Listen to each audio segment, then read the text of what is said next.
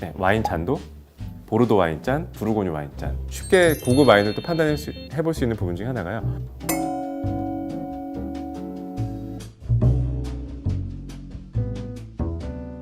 와인 병이 보르도 바틀, 부르고뉴 바틀이 있는 것처럼 와인 잔도 보르도 와인잔, 부르고뉴 와인잔 이렇게 두 가지로 보통 레드 와인은 크게 구분이 됩니다. 자, 보르도 와인잔이 부르고뉴랑 가장 차이가 나는 점은 보르도는 이렇게 꽃이 이렇게 봉오리가 아직 피기 전에 꽃이 피기 전에 이렇게 봉오리가 맺혀 있는 그런 모습의 보르도 잔의 모양이고요. 부르고뉴는 뭔가 좀 꽃이 더 폈죠. 꽃이 핀 것처럼 좀 더 이렇게 보르도를 일반적으로 이제 수렴형이라고 하면 좀 이과적인 표현인가요? 제가 이과 출신이라서 그 부르고뉴는 좀 더 발산형입니다. 그러니까 향을 좀 더 발산할 수 있고 어떻게 보면 향을 좀 더 수렴할 수 있게 잔의 모양이 만들어진 거죠. 그래서 실제로 프랑스 보르도 지역은요, 거의 99%의 와인들이 항상 포도를 섞습니다. 그건 전통적으로 그 지역의 특징인데요. 가장 큰 이유로는 까베르네 소비뇽이라는 품종은 앞에 설명드린 것처럼 포도 알맹이도 작고 껍질이 두터워서 굉장히 오랫동안 숙성을 해야 돼요. 보통 와인을 10년, 15년, 20년 숙성한다고 말은 하지만 실제로 저희가 당장 오늘 마트에서 백화점에서 와인을 한 병 사서 내가 10년 있다 마셔야지. 굉장히 말은 쉽지만 굉장히 긴 세월이죠. 그렇기 때문에 그 까베르네 소비뇽이라는 품종을 10년이고 20년이고 그냥 기다리기에는 너무 긴 세월인 거예요. 그러면 빨리 마실 수 있는 포도 품종은 없을까? 그래서 그 중간적인 역할을 하는 품종을 거의 모든 와인에 이렇게 섞어줍니다. 보통 이제 블렌딩이라고 표현을 하는데요. 그 대표적인 품종은 또 메를로라는 품종이 있어요. 그 메를로라는 품종이 까베르네 소비뇽의 굉장히 진함, 강함을 이제 어느 정도 이제 중간적인 역할로 이렇게 중화시켜주는 그런 역할을 하는데요. 그리고 이제 또 약간의 아주 소량의 뿌띠베르도나 이제 까베르네 프랑이라는 아주 소량 섞어주는 그런 품종들이 있습니다. 최소한 이제 2가지 이상의 품종이 섞여지게 되는데요. 그러다 보니까 이제 보르도 와인을 따를 때는 항상 포도 품종이 섞여 있기 때문에 이 섞여 있는 거를 조화롭게 향을 모아주면서 그리고 오래 숙성하는 만큼 잔에서도 좀 더 오래 이렇게 숨을 쉬어주면 그 숙성력만큼 와인이 또 오랫동안 이렇게 변화되는 모습을 보여주거든요. 그래서 그런 변화를 함과 동시에 그 향들을 좀 모아서 향을 맡게 해주기 위해서 이런 이제 수렴형의 보르도 그 와인 잔의 형태가 만들어졌고요. 하지만 또 이제 반대입니다. 부르고뉴는요, 피노누아는 굉장히 여린 만큼 아주 섬세한 품종이에요. 그래서 피노누아가 빛깔도 여린데 진한 품종을 섞이면 그 여리고 영롱한 빛깔을 제대로 감상할 수가 없겠죠. 그러니까 맛에서도 마찬가지입니다. 포도 알맹이에서 나오는 섬세한 맛이 가장 부르고뉴의 특징적인데 거기에 조금이라도 강한 품종을 섞으면 그 섬세함에 좀 방해가 될 수 있는 거죠. 그래서 부르고뉴는 거의 100%, 정말 이거는 100% 피노누아를 사용할 때는 피노누아 단일 품종만 사용을 합니다. 그렇기 때문에 굳이 이렇게 모아줄 필요가 없는 거죠. 충분히 향을 발산하면서 마음껏 즐기자라는 그런 형태의 이런 발산형, 마치 튤립 모양 같은 꽃 모양의 잔이 만들어집니다.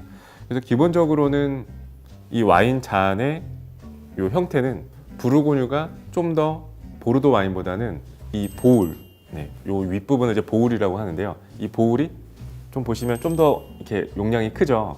그거는 또 마찬가지 이유로 와인이 잔에 담겼을 때 좀 더 안에서 향을 더 풍부하게 느끼기 위해서 이 보울도 좀 더 크게 만듭니다. 그래서 이거는 또 다른 형태로 응용을 할 수가 있는데요. 물론 이거는 이제 레드 와인의 두 종류지만 화이트 와인도 만약에 샤도네이, 저희가 일반적으로 많이 즐기는 샤도네이 와인도 우리는 좀 더 향을 충분히, 이거는 너무 내가 정말 너무 사랑하는 와인이야. 그래서 이 와인을 충분히 향을 느끼고 싶어라고 하면 꼭 일반적인 그 좁은 화이트 와인 잔이 아닌 이런 부르고뉴 잔에 드셔도 괜찮습니다. 어떻게 보면 더 좋은 거죠. 향을 더 충분히 느낄 수가 있으니까요. 그래서 물론 이제 잔의 형태는 어느 정도 구분이 되어 있지만 꼭 그 잔의 용도에만 맞춰서 드시는 게 아니라 좀 더 이제 와인의 내공이 쌓이시면 그때그때 상황에 맞춰서 다양한 잔을 선정을 해서 드시면 좋겠고요. 이제 보통은 이제 레스토랑에서 서비스를 할 때는 와인의 가격대에 맞는 이제 글라스를 이제 저희가 제공을 하게 되는데요. 고급 와인, 이제 고급 와인에 나가는 이런 최고급 잔들은 보통 이제 10만 원 이상을 하는데 가장 이제 큰 차이는 와인 잔의 두께라고 보시면 됩니다. 네. 왜냐하면 실질적으로 와인을 마실 때 어떤 물리적인 차이는 거의 없을 거예요. 하지만 이제 아주 디테일하게 봤을 때는 고급 와인을 즐기는 가장 큰 이유는 그 와인의 향미뿐만 아니라 어떻게 보면 심미적인 부분도 굉장히 중요하거든요. 그럼 예를 들어 소리에 대한 부분은 와인의 향미하고는 직접적인 관련이 없잖아요. 하지만 이렇게 와인이 글라스끼리 이렇게 부딪혔을 때 이렇게 울리는 부분이 대부분 이제 저렴한 유리 글라스나 아니면 두터운 이런 크리스탈 잔이라도 잔이 좀 두꺼운 잔은 실제로 소리가 굉장히 둔탁하게 나죠. 그러면 이렇게 맑은 정말 이렇게 종소리처럼 이렇게 울려 퍼지는 그런 이제 소리와 함께하는 그런 와인 자리와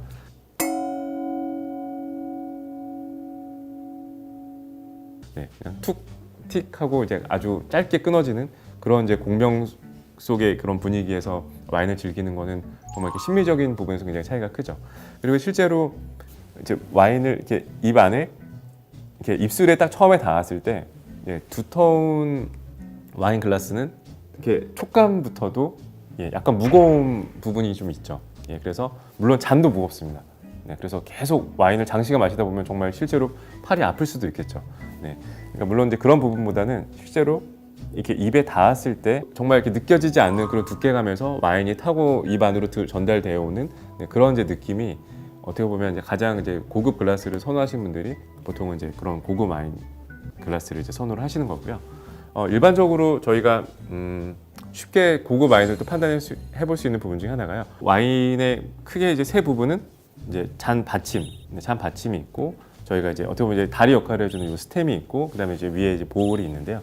그래서 스템 또한 마찬가지입니다. 물론 이제 스템도 이제 저희가 잔을 보울을 이제 수제로 만들 때는 불어서 보울 형태를 만들고 스템은 이제 바로 이렇게 길게 뽑아서 붙이고 잔 받침도 마찬가지죠. 그래서 보통 공장 제작 방식은 이제 사람이 하는 것처럼 순간적으로 이거를 그 하나의 작업 형태로 해서 이렇게 하나로 이어지는 형태로 만들기가 어렵겠죠. 공장에서 만드는 거든요. 그래서 그 대부분의 이제 공장 생산 방식의 와인들은 요 세 부분들이 각각의 이렇게 그 끊어짐이 느껴집니다.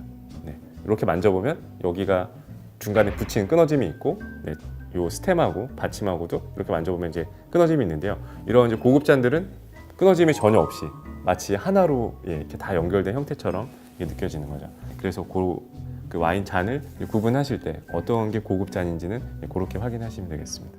와인 잔에 대해서 설명해 드렸는데요. 오늘 내용이 마음에 드시면 좋아요, 구독 눌러주시고요. 댓글 남겨주시면 제가 내용 설명 상세하게 드리도록 하겠습니다. 감사합니다.